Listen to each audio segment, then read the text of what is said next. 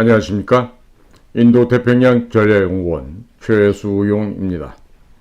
최근 미국에서 버지니아급 핵추진 잠수함을 한국 조선소에서 건조하는 방안을 검토한다, 이런 이야기가 들려나오고 있습니다. 1991년 소련이 해체되고 나서 미국은 급격하게 군비 축소를 하였습니다. 그러한 결과 미 해군의 함정 척수가 300척 미만으로 떨어졌는데, 중국이 2030년까지 함정 척수를 400척까지 늘린다고 하자 미국도 중국에 대응하기 위해서 함정 척수를 늘리기로 결정했습니다. 그런데 이미 미 해군 함정을 전문적으로 건조하는 조선소에서 숙련된 기술자들을 대거 퇴직시켰던 관계로 해서 이지스함, 핵잠수함 등을 납기 안에 제대로 건조할 수 없게 되었고, 납기 지연 및 잔고장 등으로 해서 한 척당 건조 비용이 최소 30% 이상 상승한 것이 미국 정부 감사에서 지적된 바 있었습니다. 그런데 비용이 30%가 늘어난 것도 문제가 되겠지만, 건조 일정을 앞당기기 위해선 인센티브를 제공하다 보니 건조 비용이 더욱 상승하는 문제가 추가적으로 발생을 하였습니다. 또 더욱 심각한 문제는 이렇게 건조되어 나온 이지스함, 핵잠수함 등이 잔고장으로 인해서 제대로 된 작전에 투입하지 못하는 경우가 비일비재하게 발생하고 있다는 점입니다. 특히 버지니아급 핵추진 잠수함을 건조할 수 있는 조선소는 두 곳인데, 이 두 곳 모두 생산 설비가 노후화되고 전문 인력 수급 부족으로 인해서 기존 잠수함의 수리 및 창 정비 업무도 벅차게 돼서 신규 함정은 건조하는 데 2년 이상 지연되고 있다 합니다. 미국에서 호주에 버지니아급 핵추진 잠수함을 수출하기로 합의한 바가 있는데, 미 해군은 자국 방어용 잠수함 확보도 현실적으로 불가능한 상황이기 때문에 호주 수출 물량은 아예 상상할 수조차 없을 정도라고 합니다. 한 척당 5조 원 이상 투입이 된 줌왈트급 이지스 구축함은 엄청난 성능으로 기대를 모았지만 잔고장으로 인해서 조기 퇴역한다는 이야기가 나오고 있는 상황이고, 미 해군이 추진했던 각종 최신 함정 프로젝트들이 기술력 부족으로 줄줄이 난관에 봉착하고 있다고 합니다. 미국은 자국의 조선소 사정도 감안하지 않고서 그냥 길러보고 아니면 말고식으로 국제관계 전략을 짠 것이 드러나고 있기 때문에 미국의 체면이 왕창 구겨져 버리고 만 것입니다. 미 정부의 공신력에도 상당히 큰 금이 균열이 가고 말았습니다. 그래서 미 해군 관계자들 사이에서 나오는 말이, 한국 조선소에 이지스함 및 버지니아급 핵추진 잠수함 관련 기술을 이전하고 한국 조선소에서 생산하여 미 해군이 사용하는 방안을 검토 중이라고 합니다. 어차피 중국을 견제할 목적의 이지스함과 잠수함이라면 극동 지역에서 작전을 해야 하기 때문에 제주 해군 기지를 모항으로 하고 한국의 조선소에서 건조 및 수리를 하면 유지 보수에 필요한 경비 및 시간을 대폭 절감할 수 있기 때문에 한국 조선소에서 버지니아급 핵추진 잠수함뿐만 아니라 이지스함 또한 건조하는 것을 검토하고 있다, 이런 소식이 전해지고 있습니다. 최근 미 해군 함정조달본부 최고 책임자가 한국을 방문하여 국내 조선 3사와 방사청을 방문하고 간 바 있었습니다. 우리나라는 세종대왕급 이지스함 및 3,000톤급 잠수함 한 척 만드는데 설계도만 있으면 1년 6개월밖에 안 걸리고, 제작 경비 또한 미국에 비해서 3분의 1 가격 정도 수준이어서 10년 안에 100여 척의 이지스함과 대량의 핵 추진 잠수함을 동시에 대량 건조해야만 하는 미 해군의 입장에서는 한국 조선소에서 건조하는 것 이외에 다른 대안이 없는 상태입니다.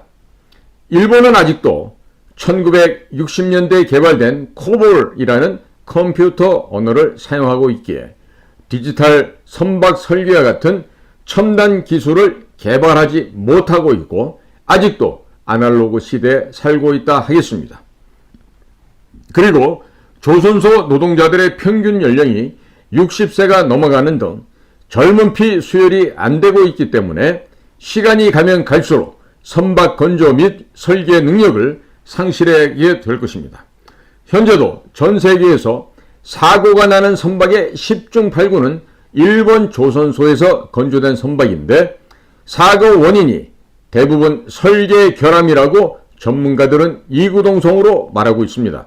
따라서 미 해군은 일본보다 한국 조선소와 협력하는 것을 더 선호한다고 합니다.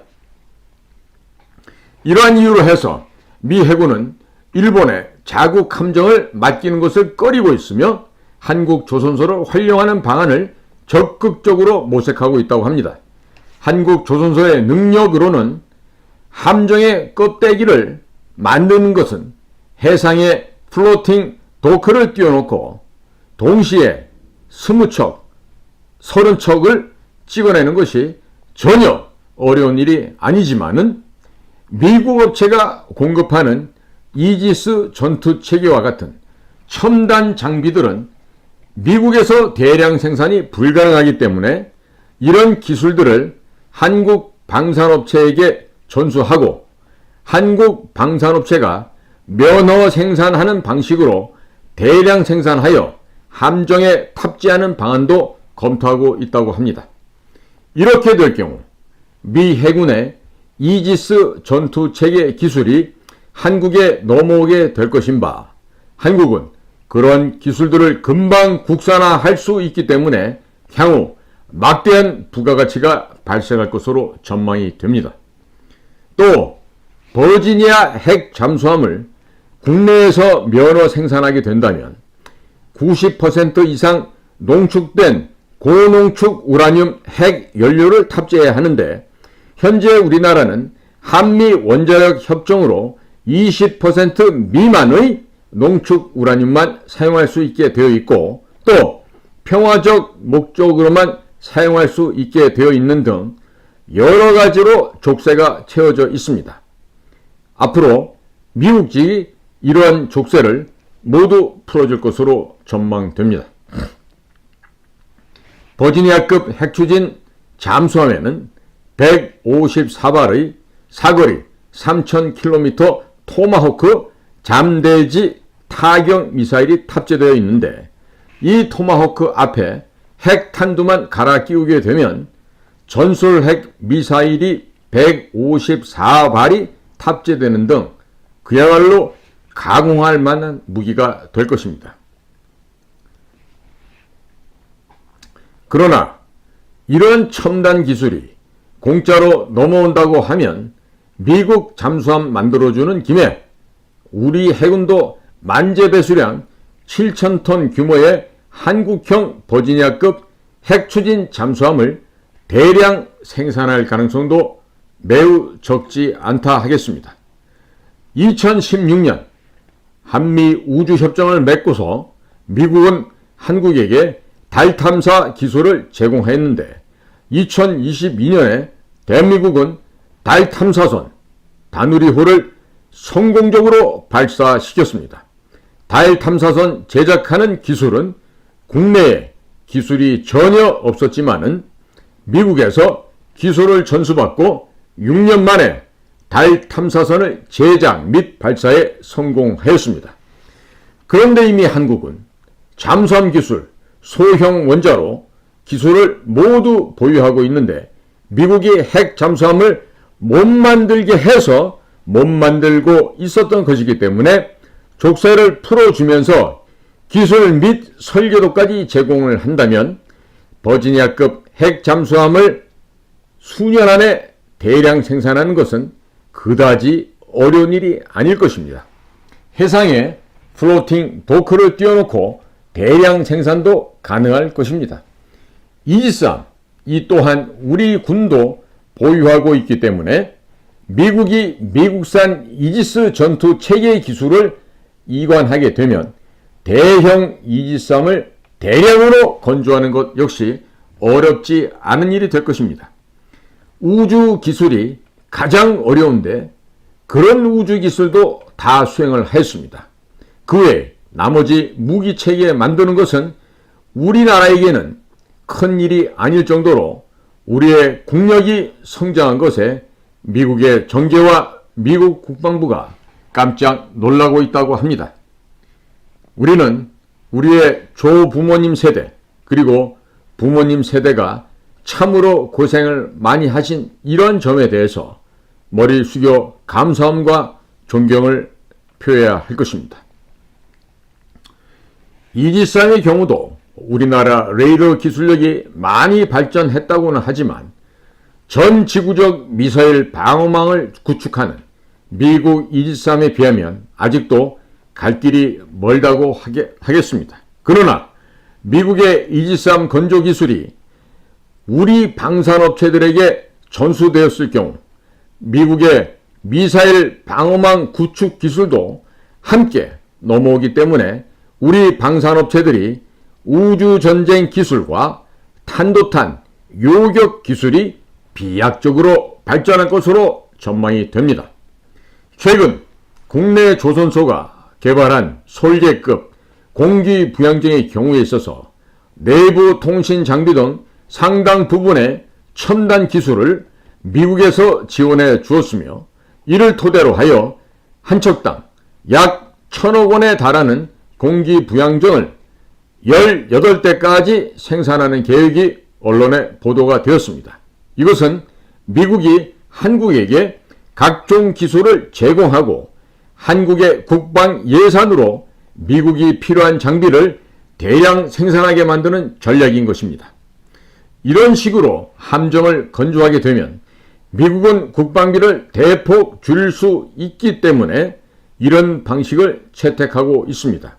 최근 현대가 필리핀 수빅만 조선소를 호주 오스탈사로부터 인수해서 필리핀이 필요한 함정은 필리핀에서 건조하겠다는 계획을 발표했습니다.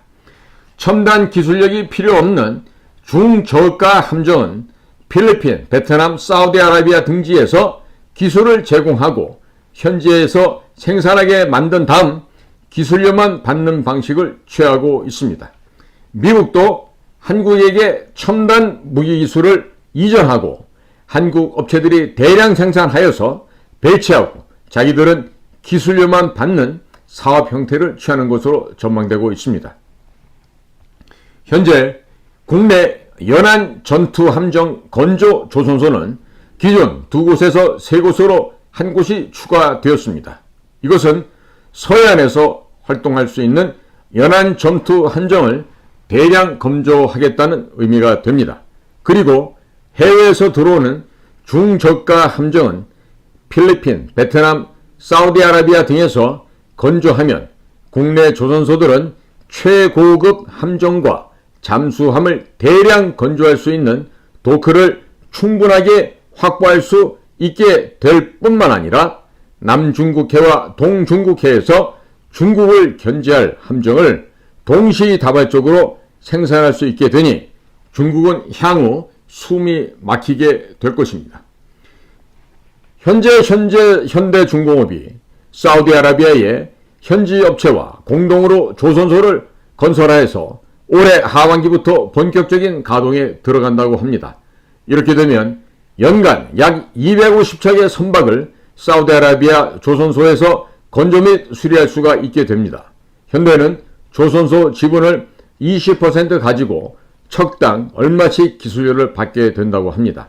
그리고 현지에 힘센 엔진 공장도 짓는데 힘센 엔진에 대해서도 기술료를 받게 되어 있습니다.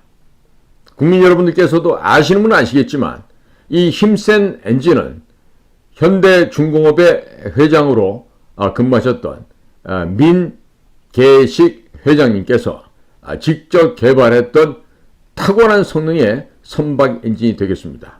이 힘센 엔진은 쿠바로도 수출이 되어서 쿠바의 전력을 생산하는데 지대한 공헌을 하게 되었고, 지금 현재 쿠바에서 사용하고 있는 지폐에는 민계식 회장께서 설계, 완성시킨 이 힘센 엔진의 모습이 지폐에 인쇄되어 있어 전 국민이 모두가 사용하고 있을 정도로 쿠바에게는 구세주와 같은 그와 같은 아주 고급지고 우수한 엔진이 되겠습니다. 이 방송을 보고 있는 대통령실이나 주요 기관에서는 민계식 회장님, 사실은 서울대학교 공과대학 조선공학을 졸업하시고 미국의 버클리 대학과 MIT에서 석사와 박사를 받으셨던 그야말로 당대 최고의 석학이자 천재급의 공학도이신 기술자입니다. 이와 같은 민계식 박사님, 민계식 회장님을 모셔다 향후 벌어질 대한민국의 해군력 증가와 또 우리의 해양 국가로서 발돋움하는 데 있어서는 민계식 회장님과 같은 걸출한 인물을 모셔다가 같이 국가의 일을 진행하는 것이 매우 바람직할 텐데 지금 눈이 없는지 귀가 없는지 대통령실이나 이런 데서는 전혀 그런 것을 하지 못하고 있어요. 참 너무나도 안타깝습니다. 이렇듯이 대한민국의 정치를 한다는 자들의 식견이 좁고 좁아서 제대로 된 인재를 볼 수 있는 그런 눈들이 없고 귀가 없어요. 이런 것들에 대해서 아쉽지만 혹시라도 이 방송을 듣는 대통령실 보좌진들이나 비서진들이 있다면 윤석열 대통령에게 건의를 해서 민계식 회장 같은 귀한 인력들은 모셔다가 큰 사업에 활용하시길 바랍니다. 자, 이렇게 되면 중동과 아프리카에서 발주되는 선박들이 한국의 조선소 도크가 모자라서 중국으로 가는 일이 없어지게 됩니다. 사우디아라비아에서 건조할 수 있게 된다는 얘기가 됩니다. 우리 업체들이 포기했던 중저가 선박을 대거 수주하게 되면 중국 조선소들은 모두 문을 닫게 될 것입니다. 현대중공업은 베트남, 비나신 그룹과 함께 이미 오래전부터 조선소를 운영하고 있고 필리핀 수빅만에도 조선소를 갖게 되는데 아시아 지역에서 발주되는 중저가 선박들을 모두 이곳에서 건조하게 되면 중국 조선소들은 모두 폐문하게 될 것입니다. 미국은 현대중공업을 활용해서 조선소를 중동과 아시아 여기저기에 건설한 다음 중국으로 들어가는 중저가 선박들의 발주를 원천적으로 틀어막는 역할을 맡게 되었습니다. 이 과정에서 현대중공업은 중국이 가져갔었던 중저가 선박 시장을 싹쓸이 할 것으로 전망이 됩니다. 또한 국내 조선 기자재 업체들도 동반 성장하게 될 것으로 예상되고 있습니다. 현대는 베트남과 필리핀 조선소를 활용하여 아시아에서 중국으로 발주되는 중저가 선박을 모두 가져가게 될 것입니다. 이렇게 되면 한국이 만들지 않는 저부가가치 선박을 겨우 수주해서 연명하고 있던 중국 조선소들은 줄도산하게 될 것이고 중국 조선소가 모두 죽게 되면 중국의 조선 기자재 업체들 역시 줄도산하게 될 것입니다. 이렇게 되면 중국은 함정을 수리할 수 없게 되므로 작전에 투입 가능한 함정이 점점 줄어들다가 5년 이내 단 한 척도 남지 않는 상황을 맞이하게 될 것입니다. 반면에 사우디아라비아, 베트남, 필리핀에서 함정들이 쏟아지게 되면 중국은 중동과 남중국해의 제해권을 상실하게 될 것입니다.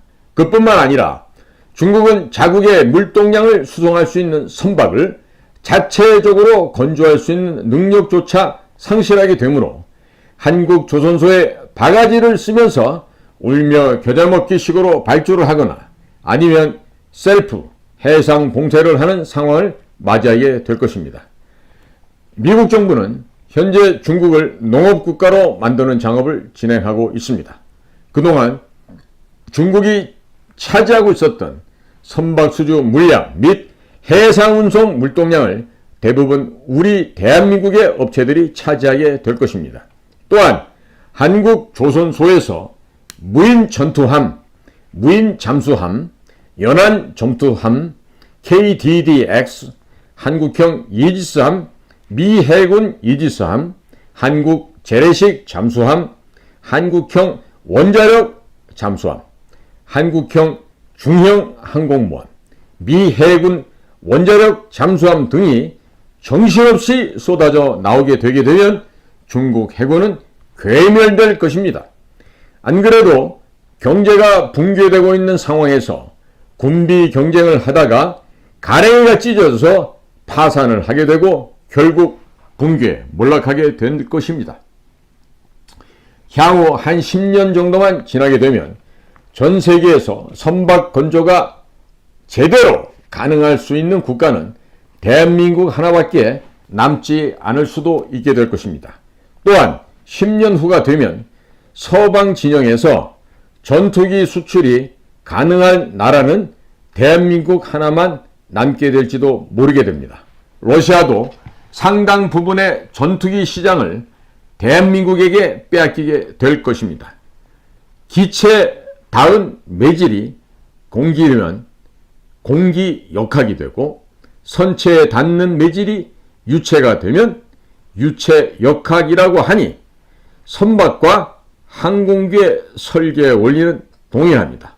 또 선박과 항공기에서 사용하는 용어와 개념이 동일합니다.